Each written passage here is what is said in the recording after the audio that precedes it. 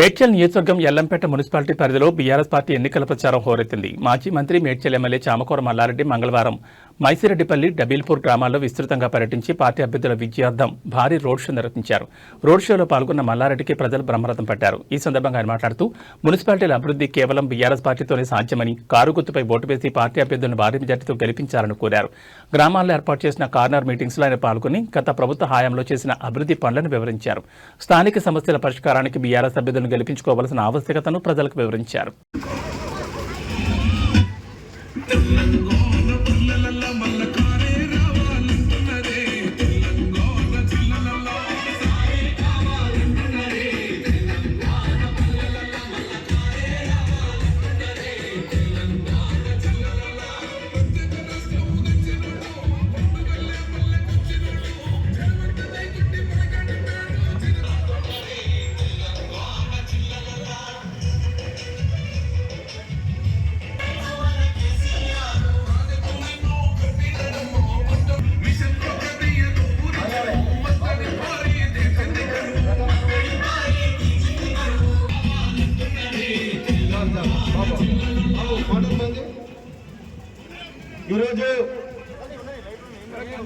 ఈరోజు మైసిరెడ్డిపల్లి, కోనేపల్లి గ్రామంలో మా అక్క చెల్లెళ్ళు కలవాలని మరి ఆనాడు కోనేపల్లి అప్పుడు మన ఎమ్మెల్యే గారు, మన మంత్రి గారు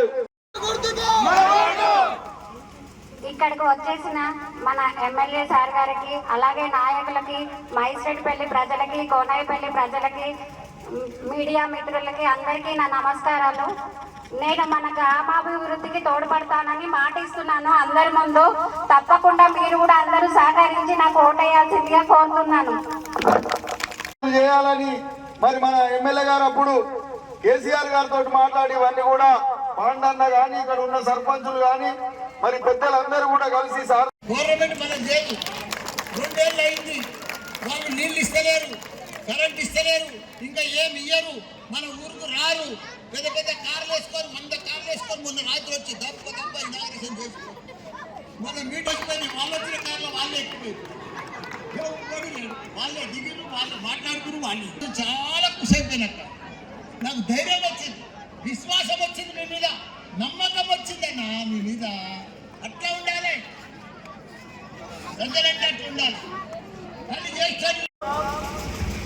ఒకసారి అక్కలు, ఒకసారి అందరు చైతన్య వంటి అక్కలు, జై తెలంగాణ, జై కేసీఆర్, జై కేటీఆర్, జై హరీష్ అన్న, జై మల్లన్న, కారు గుర్తుకే, కారు గుర్తుకే, కారు గుర్తుకే, నిశితమ్మకే, నిశితమ్మకే. థ్యాంక్ యూ, ధన్యవాదాలు. బాగా చెప్పారు, చాలా బాగా చేశారు. అక్కలకు, అన్నలకు, తమ్ముళ్లకు, చెల్లెళ్లకు, మా కుమారన్నకు, మా పాండన్నకు, మా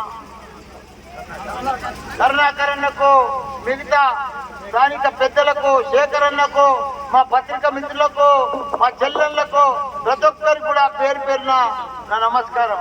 నాకు చాలా సంతోషమై అనిపించింది. ఇలా మైసిరెడ్డిపల్లెలో రాత్రి కూడా, సాయంత్రం అయిన వేళ కూడా మా అక్కలు, చెల్లెళ్ళు అందరూ కూడా ప్రతి ఇంట్లోకి వెళ్ళి వచ్చినందుకు మీ అందరికి కూడా ధన్యవాదాలు. మీకు ఒకటే చెప్తున్నాక, నేను 5 ఏళ్ళు మంత్రి ఉన్నా.